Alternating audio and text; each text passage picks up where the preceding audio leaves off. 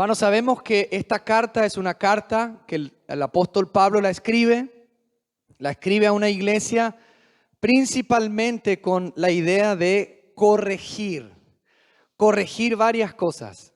Vemos desde el comienzo de la carta que Pablo está corrigiendo varias situaciones. Era Pablo que había predicado el evangelio por primera vez en esta ciudad. Era una ciudad que necesitaba urgentemente del evangelio.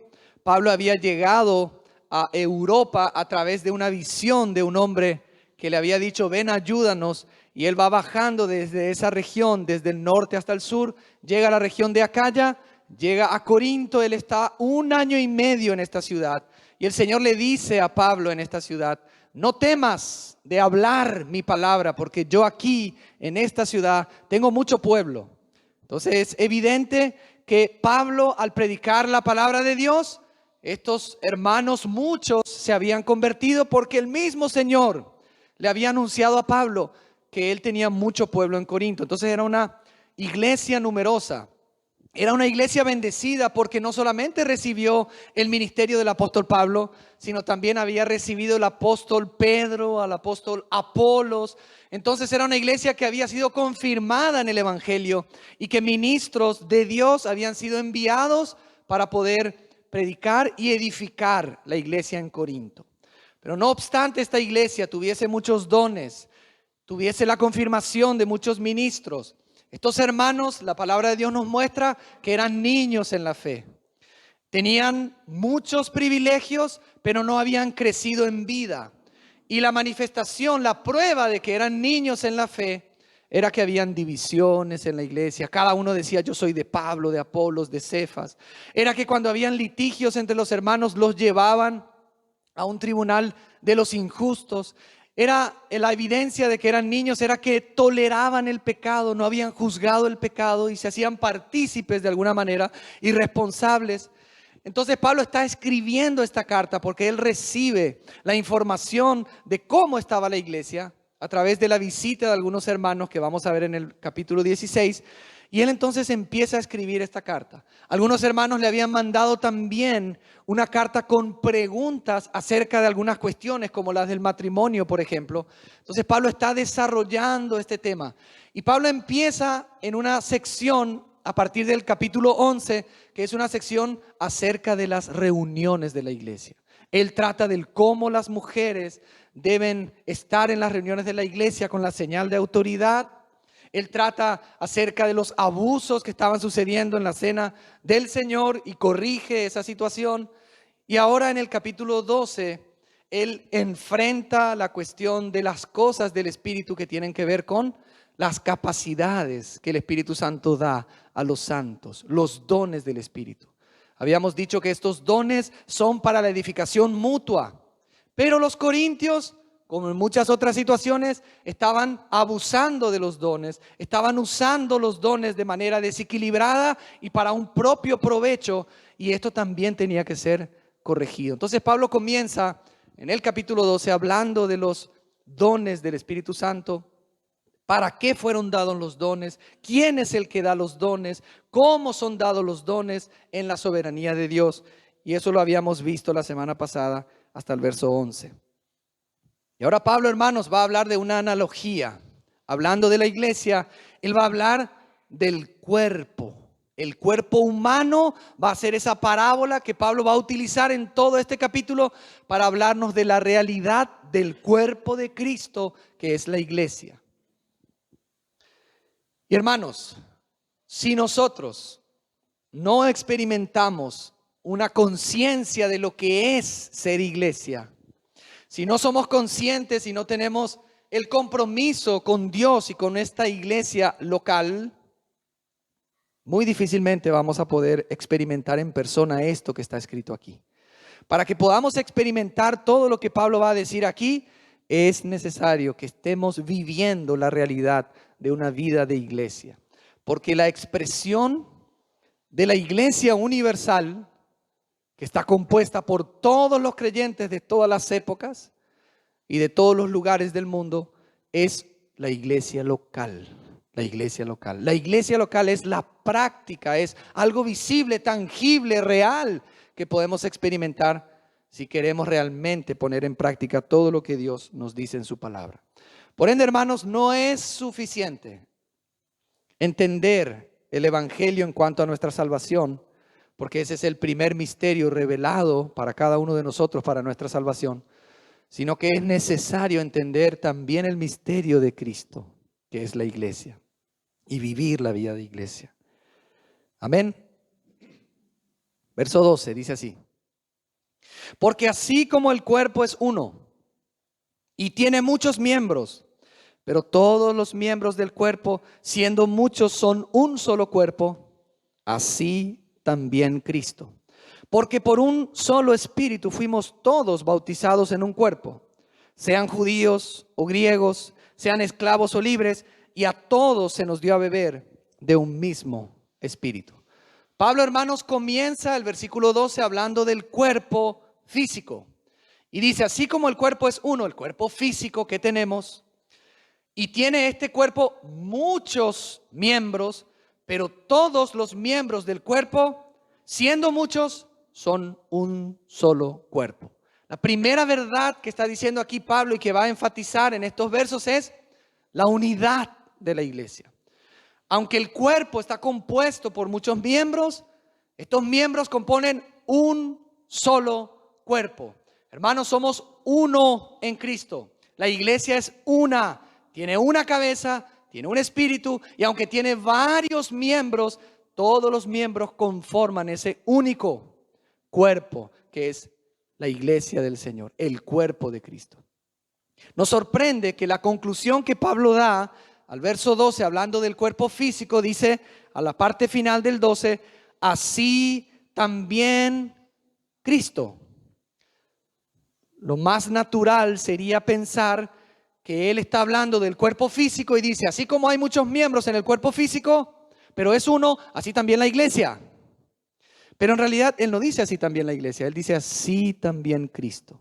Y hermanos, esto tiene un significado muy grande porque después de la obra perfecta de Cristo, de su encarnación, de su muerte, sepultura, resurrección y ascensión, él envía su espíritu a los creyentes. Y ahora ese Cristo es un Cristo corporativo. Cristo no solamente es la cabeza de la iglesia, Cristo también es el cuerpo de la iglesia. Todo lo que es de Cristo es la iglesia. Nada de lo nuestro, de nuestra vieja creación, conforma la iglesia. A veces pensamos que podemos traer al cuerpo de Cristo lo nuestro, pero lo nuestro de la vieja creación tiene que morir en la cruz para que la vida de Cristo y la experiencia de Cristo pueda ser manifestada y compartida con los hermanos. Hermanos, Cristo es un Cristo corporativo. Por eso cuando Saulo está persiguiendo a los creyentes, está yendo hacia Damasco para arrestar a los creyentes y cristianos, este Jesús, que es un Cristo corporativo, se le aparece en medio del camino y le dice, Saulo, Saulo, ¿por qué persigues a mis hijos? ¿Por qué persigues a los cristianos? No, Jesús le dice, Saulo, Saulo, ¿por qué me persigues? Y esa es la realidad del cuerpo de Cristo, que es una realidad espiritual. También en esta carta nosotros vemos, amados hermanos, que si alguno peca contra algún hermano débil, la palabra dice, peca contra Cristo. Por eso, hermanos, la iglesia del Señor es el cuerpo de Cristo, no está separada de Cristo. Y también nosotros entre nosotros hemos sido unidos a este Cristo para conformar un solo cuerpo. Romanos capítulo 12 también nos va a ayudar a entender un poquito mejor este aspecto. El verso 4 dice así: porque de la manera que en un cuerpo tenemos muchos miembros, pero no todos los miembros tienen la misma función, así nosotros, siendo muchos, somos un cuerpo en Cristo y todos miembros los unos de los otros. No solamente somos uno en Cristo, sino también somos uno entre nosotros. Por eso, hermanos, lo primero que está enfatizando Pablo aquí en este verso es que la iglesia es una, somos una unidad. Es lo que oró el Señor en Juan, al capítulo 17, el Señor oró para que seamos uno. Así como el Padre y el Hijo son uno, así también nosotros. Él en nosotros, el Padre en el Hijo y nosotros en Él. Esa es la realidad de la iglesia, del cuerpo de Cristo. Ahora, hermanos, ¿cómo es posible que nosotros seamos uno si somos diferentes miembros? El verso 13 da la respuesta. Porque por un solo espíritu fuimos todos bautizados en un cuerpo, sean judíos o griegos, esclavos o libres, y a todos se nos dio a beber de un mismo espíritu. Es el Espíritu Santo. Es una realidad espiritual, la realidad del cuerpo. Y es el Espíritu el que nos ha introducido, sumergido en Cristo y nos llevó a la familia de Cristo, que es el cuerpo de Cristo. Por eso no hay contradicción en decir que somos bautizados en Cristo o somos bautizados en un cuerpo, porque es lo mismo. Porque Cristo hoy es un Cristo corporativo. La iglesia es Cristo. Cristo viviendo en los creyentes a través de su Espíritu. Por eso cuando nosotros, amados hermanos, hemos creído en el Señor, nos hemos arrepentido, es el mismo Espíritu de Cristo que nos bautiza, nos sumerge, nos trae a una nueva familia que es el cuerpo de Cristo, que es la iglesia. Cuando aquí está hablando del bautismo del Espíritu, no se está refiriendo al bautismo en agua. Se está refiriendo a la nueva creación que es posible a través del Espíritu Santo. Se está refiriendo a nuestra experiencia de ser regenerados, nacidos de nuevo en el Espíritu y por el Espíritu Santo. Eso es lo que está diciendo aquí en el capítulo, en el verso 13. Hermanos, en este cuerpo, que es uno, ya no hay diferencias entre judíos, ni griegos, ni altos, ni bajos, ni pobres, ni ricos. Ya no hay hombre ni mujer. Y esto lo dice también Gálatas al capítulo 3. Dice en el verso 25, pero venida la fe, ya no estamos bajo ayo, pues todos sois hijos de Dios por la fe en Cristo Jesús. Porque todos los que habéis sido bautizados en Cristo, ¿se dan cuenta? De Cristo estáis revestidos. Ya no hay judío ni griego, no hay esclavo ni libre, no hay varón ni mujer, porque todos vosotros sois uno en Cristo Jesús. Hermanos, ya no hay diferencia entre nosotros. Todo lo que el mundo con su filosofía y su política quiso hacer en el mundo para unir al mundo, no lo puede hacer, sino solamente lo logra el Dios por el Espíritu Santo en la iglesia. La iglesia es la única entidad sobre la tierra que es espiritual, que ha logrado que ya no hayan diferencias, sino que todos seamos uno en Cristo Jesús por el Espíritu de Cristo. Todo aquel que tiene el Espíritu de Cristo le pertenece a Cristo, porque Romanos 8:9 dice lo contrario. Romanos 8:9 dice que aquel que no tiene el Espíritu de Cristo no es de Él. ¿Y qué es lo contrario a eso? Que si tiene el Espíritu de Cristo, le pertenece al cuerpo de Cristo y es parte de la iglesia. Sea que esté en China, en Japón, que sea rico, que sea alto, que sea bajo, que sea cerrista, olimpista, eso no importa. Ya no hay diferencia. Todos somos uno en Cristo Jesús. Y cuando Pablo está hablando de la unidad de este cuerpo, se está refiriendo a esa realidad universal. El cuerpo de Cristo trasciende todo tipo de límites de espacio y de tiempo, porque nosotros somos uno también con nuestros hermanos que ya están muertos y están esperando la venida del Señor para recuperar sus cuerpos. También somos uno con los hermanos que están vivos y que no viven en nuestra ciudad.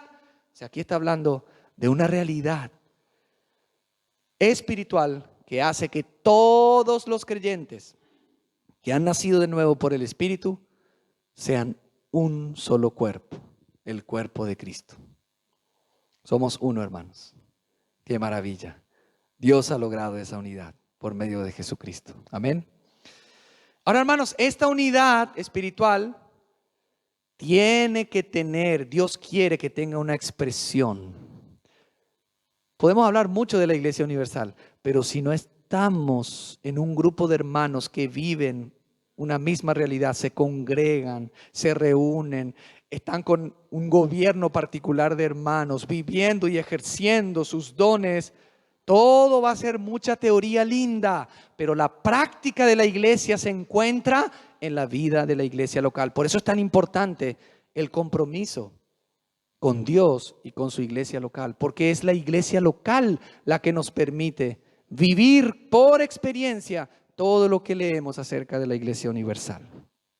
Por eso el verso 14, Pablo dice así: además, el cuerpo no es un solo miembro, sino muchos. O sea, no solamente somos uno, pero ahora Pablo va a hablar de la diversidad de ese único cuerpo.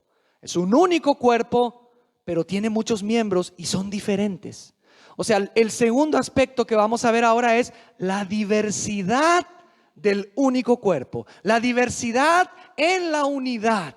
Amén, hermanos. ¿Cómo funcionamos? Funcionamos de forma distinta, de acuerdo a aquellos dones distintos que hemos recibido y funciones y servicios distintos que el Señor nos ha dado para la edificación del único cuerpo.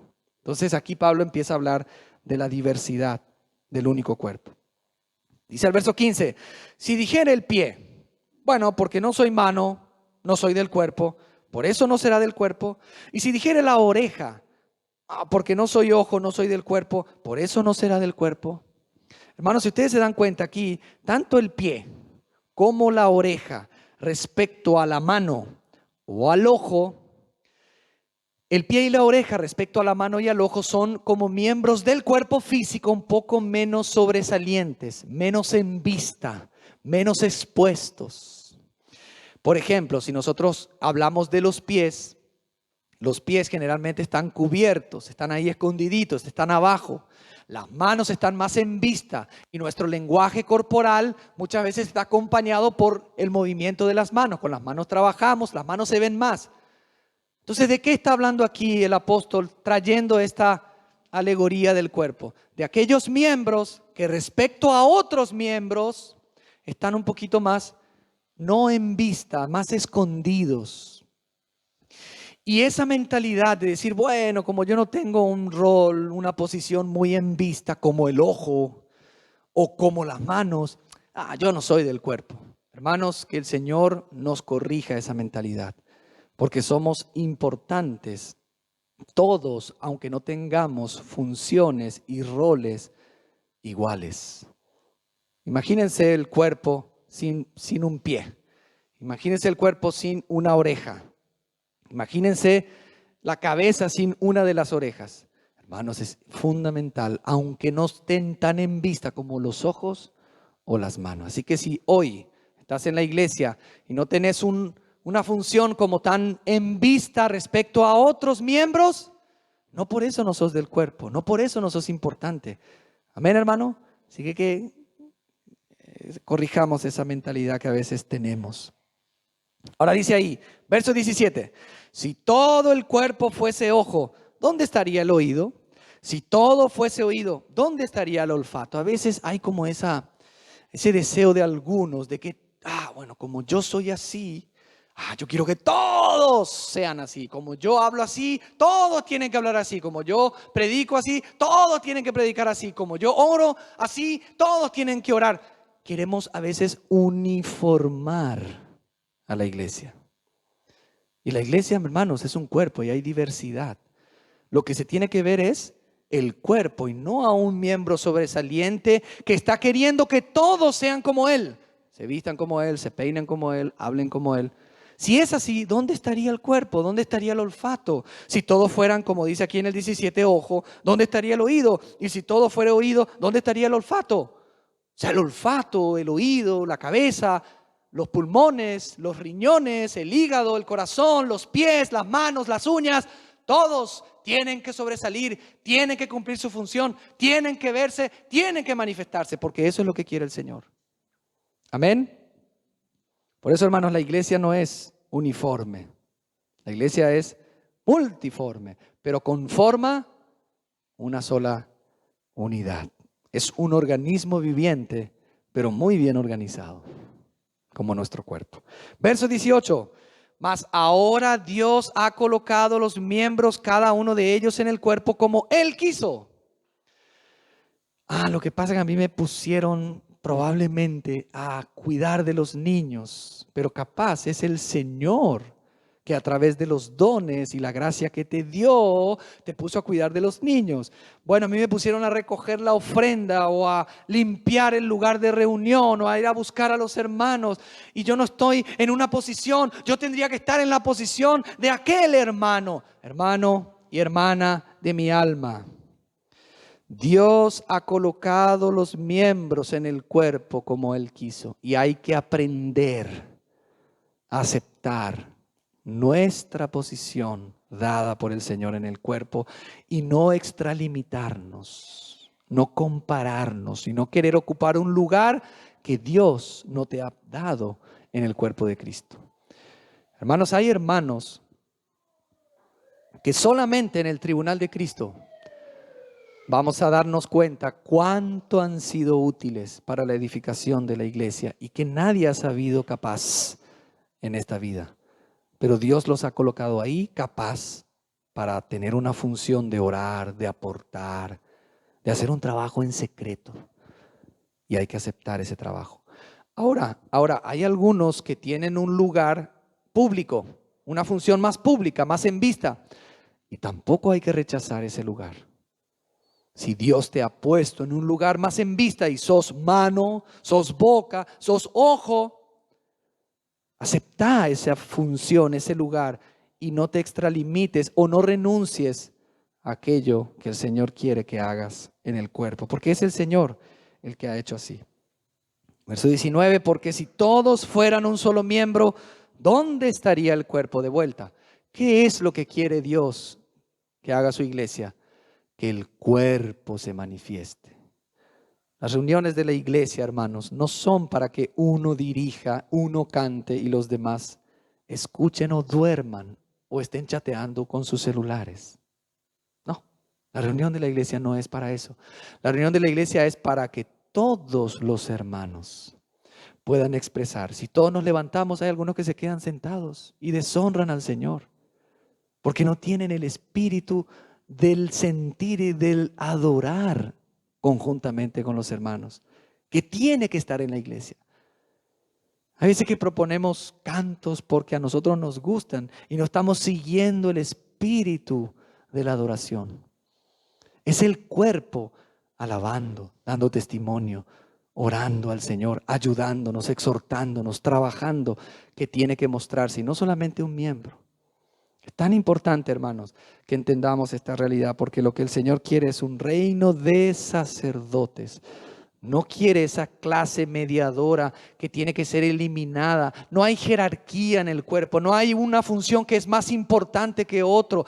Todos somos importantes en el cuerpo y a todos se nos dio a beber del mismo espíritu y todos hemos sido bautizados en ese espíritu y todos hemos recibido un don para servirlo en la iglesia. Y no debemos rehusar levantarnos, no en un sentido solo físico, sino en un sentido espiritual, para poner de manifiesto mi don y que el cuerpo pueda mostrarse. Lo que Dios quiere es el cuerpo.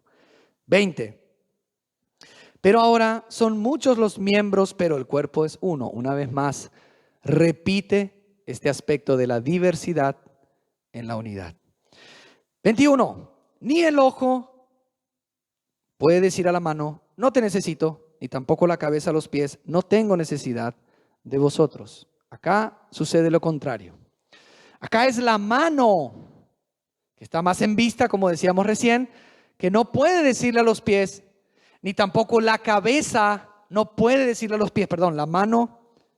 El ojo no puede decir a la mano, ni tampoco la cabeza puede decir a los pies, no tengo necesidad de vosotros. Esta es una actitud de soberbia y de orgullo, de falta de humildad, que a veces se tiene en el cuerpo de Cristo.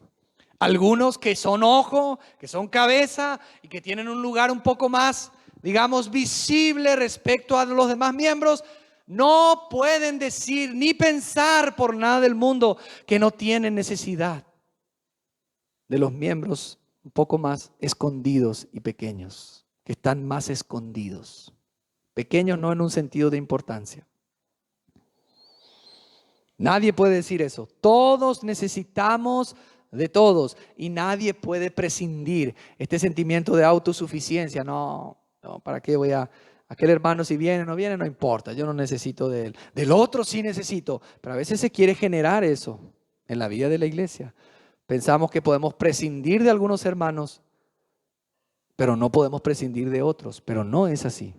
La realidad del cuerpo es que todos debemos entender y nadie puede llegar a la conclusión de pensar que no necesita de otro hermano. Hermanos, no necesitamos. Hay veces que se piensa que solamente hay algunos que pueden ayudar a los demás. Hay mucha necesidad en la iglesia, hay muchos problemas, situaciones, pero hay mucho egoísmo en la iglesia. Muchos piensan solamente en su huerto, en su viña, en sus problemas, y no piensan en los demás hermanos. No piensan en aquellos que están ayudando. ¿Y quién ayuda a los que ayudan? ¿A quién estás ayudando en la iglesia? ¿A quién estás abriendo el corazón, tu billetera, tu casa, tus dones en la iglesia? ¿Hace cuánto que no te reunís con un hermano para orar, para abrirle tu corazón? A veces que estamos en el liderazgo y no tenemos el coraje, el amor de dedicar un poco de tiempo para los hermanos. Hay hermanos que por años están acá, nunca visitaron a otro hermano, jamás. Hermano, eso es vergonzoso para el Señor. Eso no es lo que el Señor quiere para su iglesia. Debemos ayudarnos, estimularnos, conocernos, motivarnos, romper el hielo, buscarnos, porque todos necesitamos, de todos. Yo necesito de ustedes y ustedes necesitan de mí y entre ustedes se necesitan. Así que tenemos que arrepentirnos, no solamente decir, bueno, voy a cambiar desde hoy. No, no solo eso. Debemos arrepentirnos de nuestro egocentrismo. Debemos pedirle perdón al Señor porque hemos pensado solamente en nuestra vida, en nuestro dinero, en nuestra tele, en nuestro espacio, en nuestra comodidad. Y no estamos poniendo al servicio de los santos nuestros dones y no nos estamos amando. A veces venimos acá a las reuniones y estimulamos, vamos, pero todo no tiene sentido si no hay una realidad vivida en la vida de iglesia. Amén, hermanos.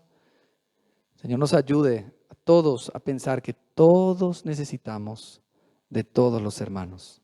Dice el verso 22, al contrario, antes bien, los miembros del cuerpo que parecen más débiles son los más necesarios. Imagínense, hermanos, el dedito más pequeño de mi pie derecho que no uso, ¿cuánto es importante? Miren, imagínense que me corto el dedito pequeño de mi pie derecho, que como saben los hermanos no sirve para mucho en el deporte, pero me da equilibrio. Y es súper importante para yo poder estar en pie y mantener el equilibrio.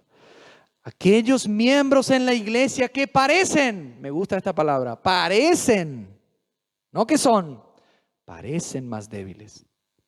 La Biblia dice, son los más necesarios. Hermanos, cada uno de nosotros tiene al menos un don y debe ponerlo al servicio de la iglesia. Hermanos, cuando nosotros no estamos sirviendo a la iglesia con nuestros dones, estamos perjudicando a los hermanos. Cuando nosotros no venimos a las reuniones, cuando nosotros no participamos en los servicios, cuando nosotros no nos estimulamos mutuamente para servir, estamos perjudicando a los hermanos. No solamente cuando pecamos, sino también cuando no hacemos lo que el Señor nos manda que hagamos. Y hermanos, decimos sí, amén, compromiso, pero pocos son los que de verdad se disponen a servir. Y hay que arrepentirse, pedirle perdón al Señor por esto y abandonar esta forma de pensar y empezar a servir a los hermanos, porque somos todos importantes. Verso 23 dice, aquellos del cuerpo que nos parecen menos dignos, a estos vestimos más dignamente, y los que en nosotros son menos decorosos, se tratan con más decoro. Pablo está hablando muy probablemente de las partes íntimas de nuestro cuerpo, que las vestimos, las cubrimos con más decoro, tenemos más cuidado. Respecto al 24 que dice, porque los que en nosotros son más decorosos no tienen necesidad. Pero Dios ordenó el cuerpo dando más abundante honor al que le faltaba, para que no haya desavenencia en el cuerpo, sino que los miembros todos se preocupen los unos por los otros. O sea que hay partes de nuestro cuerpo como las manos, el rostro, que no necesitan cubrirse ni tanto cuidado, pero hay otras partes de nuestro cuerpo que son esenciales, que las cuidamos y las cubrimos. Y Dios es el que ha hecho lo mismo en la iglesia, porque hay hermanos que están más en vista, que tienen un ministerio público y de alguna manera, hermanos, no tienen tanta necesidad. Los hermanos que están más en vista y que tienen un ministerio público no tienen tanta necesidad de cuidado y de atención, pero sucede exactamente lo contrario en la iglesia. Que aquellos que están más en vista son los que más reciben atención. Pero Dios no quiere que sea así. En realidad Dios ha colocado también miembros que están un poco más escondidos y que no tienen tanta atención porque no están en vista, y ellos son los que necesitan más atención, más cuidado. Amén. Y eso lo ha hecho Dios. ¿Para qué? Para traer ¿qué? Una armonía en el cuerpo. Aunque hay diversidad entre los miembros, tiene que haber armonía entre nosotros. Por eso, por un lado hay unidad, por otro lado hay diversidad, pero esta diversidad tiene que traer armonía, unidad armoniosa en amor, cuidándonos, ayudándonos, protegiéndonos, escuchándonos, visitándonos, conociéndonos, exhortándonos. Somos una familia. La vida de iglesia no es solamente venir los domingos de mes en cuando a saludar a algunos y después desaparecer del mapa. Esa no es la vida de iglesia. Y así deshonramos al Señor. Y es un pecado grave. Es un pecado grave. Venir, no venir. No, lo que pasa es que hoy llueve. No, lo que pasa es que hoy me estoy preparando para el matrimonio de esta tarde, entonces no vengo. Así sucede en la iglesia. Y ponemos en primer lugar ¿a quién? Al mundo y a las cosas de este mundo, y no al Señor.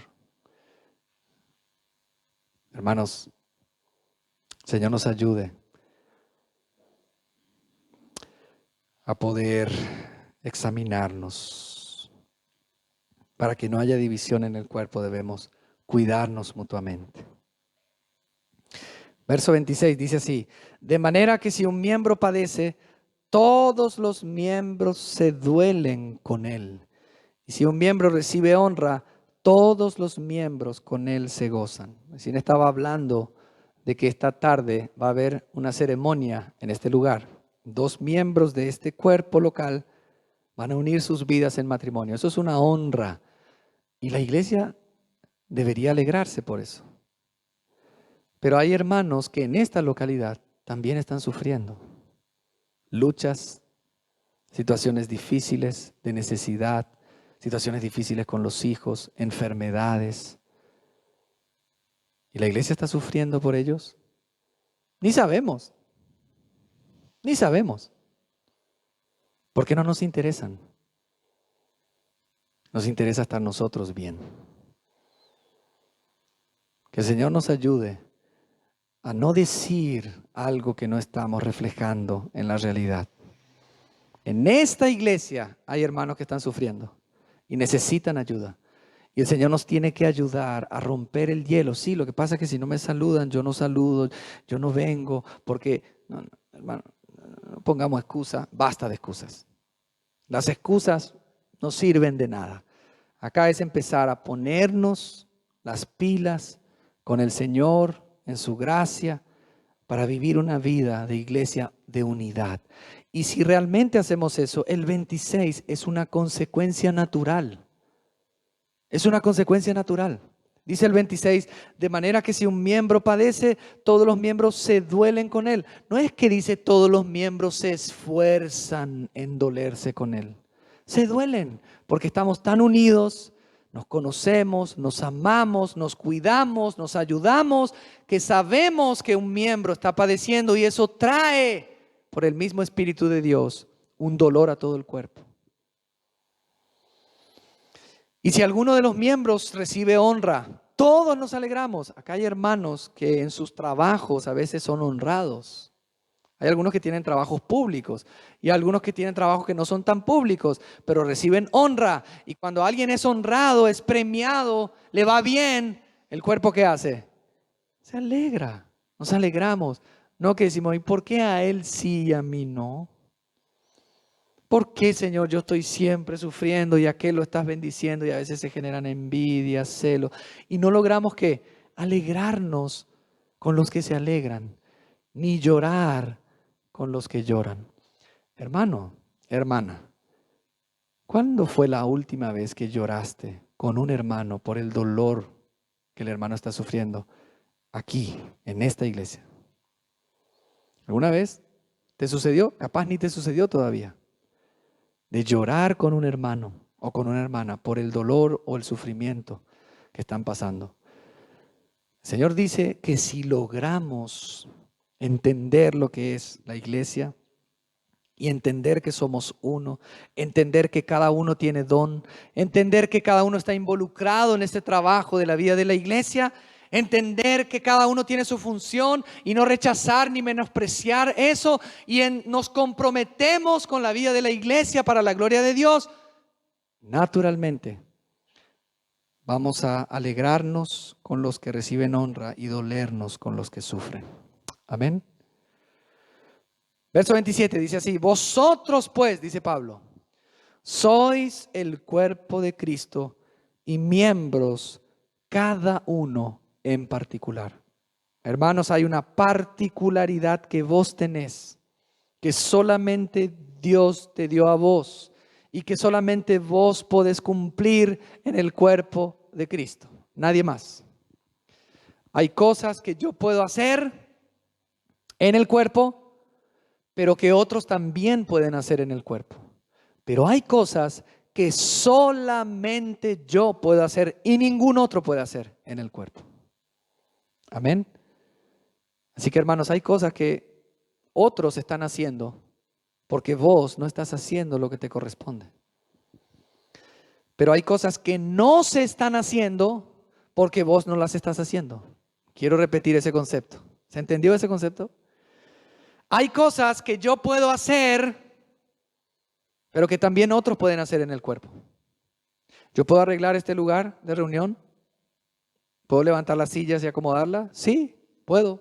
¿Puedo prender o apagar este micrófono? ¿Puedo visitar a un hermano? Sí, puedo, pero todos podemos. O capaz no todos podemos visitar a algún hermano que está lejos. Pero hay cosas que solamente yo puedo hacer y ningún otro puede hacer en el cuerpo. Y si yo no hago eso, hay algo en el cuerpo que no se está haciendo, se está dejando de hacer. Entonces, hermanos, si vos no estás cumpliendo tu función particular, quiere decir que hay un vacío. Hay algo que no se está haciendo por culpa de qué? De que vos no te estás levantando, de que yo no me estoy levantando para servir al Señor. Así que hay una particularidad de cada uno que Dios ha puesto para el bien común. Hermanos, solo Dios sabe lo que sucedería si en esta iglesia todos, jóvenes, niños, adultos, familiares, abuelos, tíos, cuñados, todos los miembros de esta iglesia se despiertan.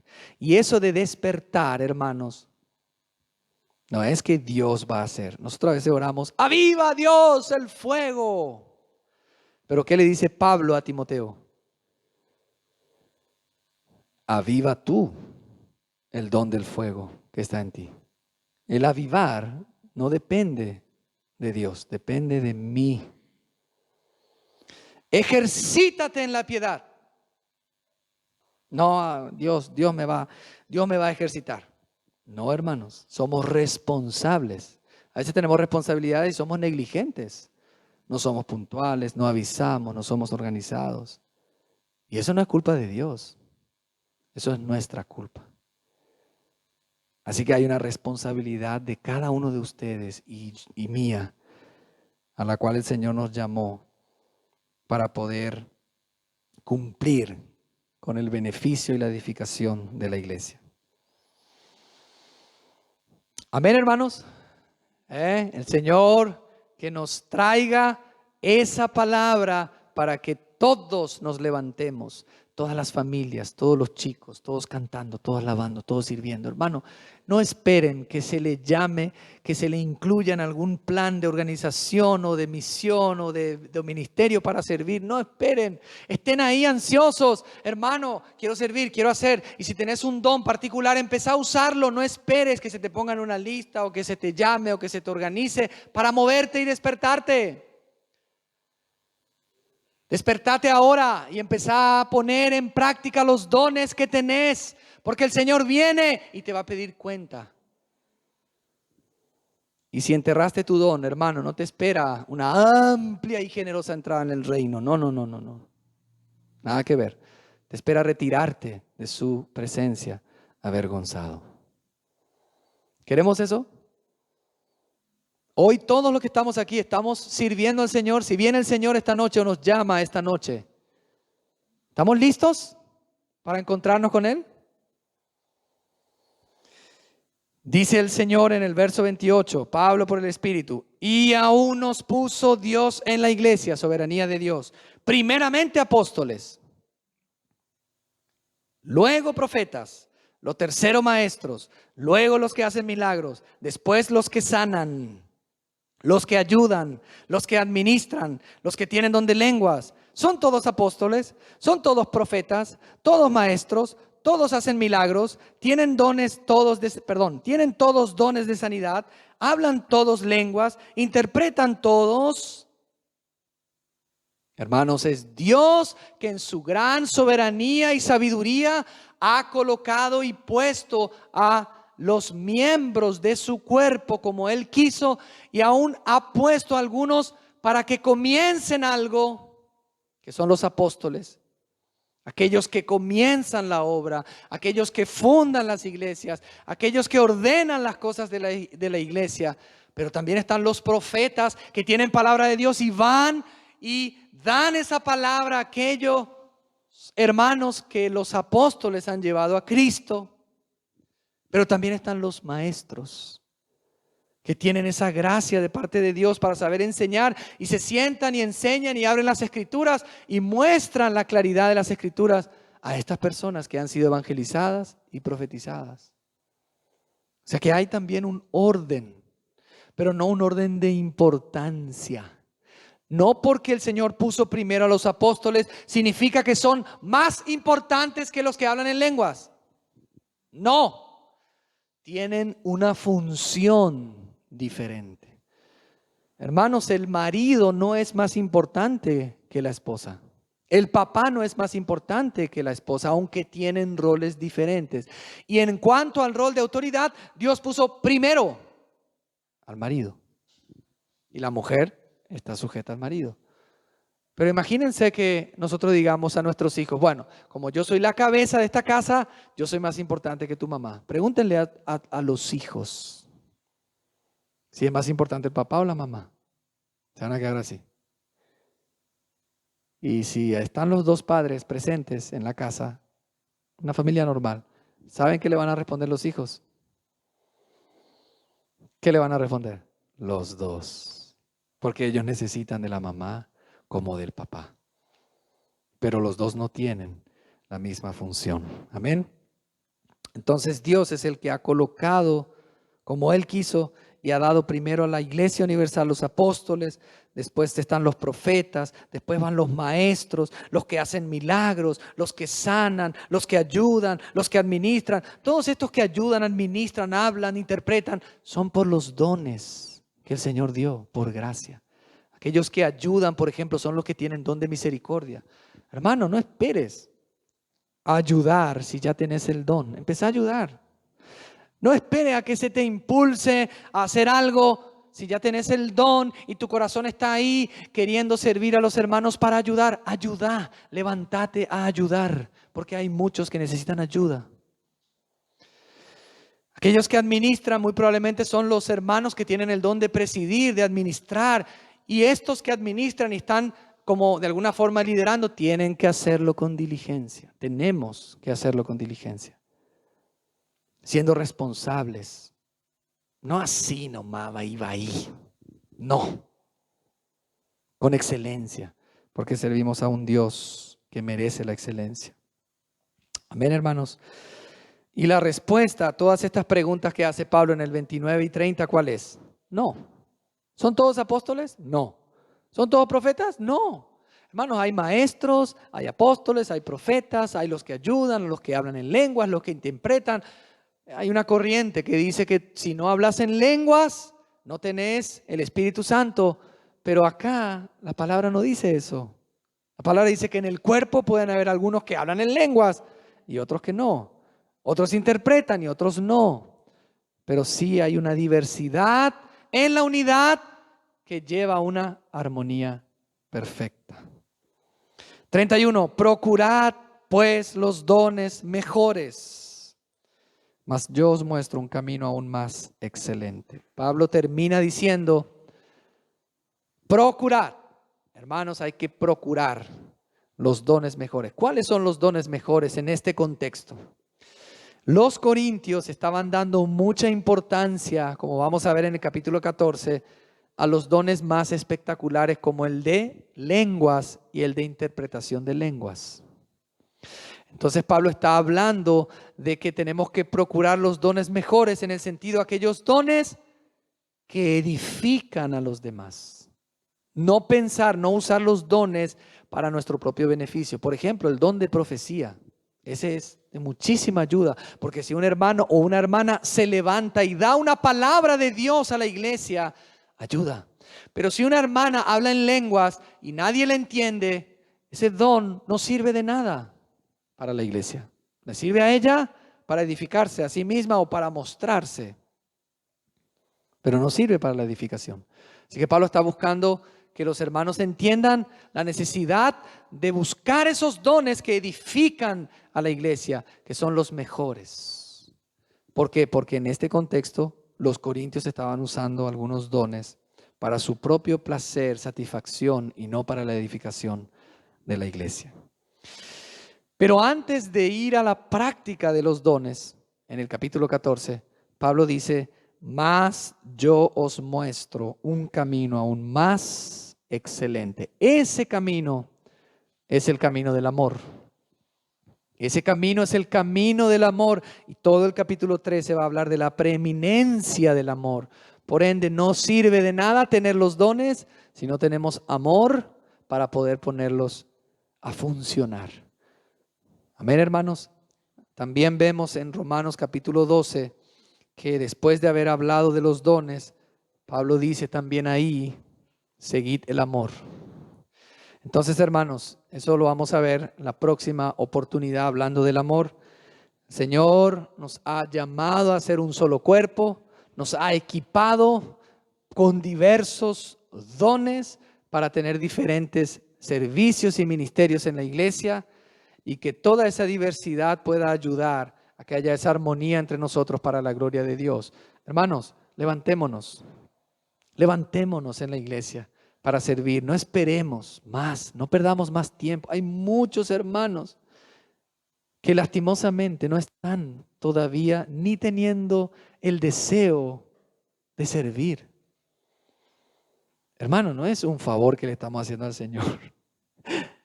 Realmente es un gran favor que el Señor nos está haciendo al concedernos la gracia de participar en la edificación de su iglesia con los dones que nos dio.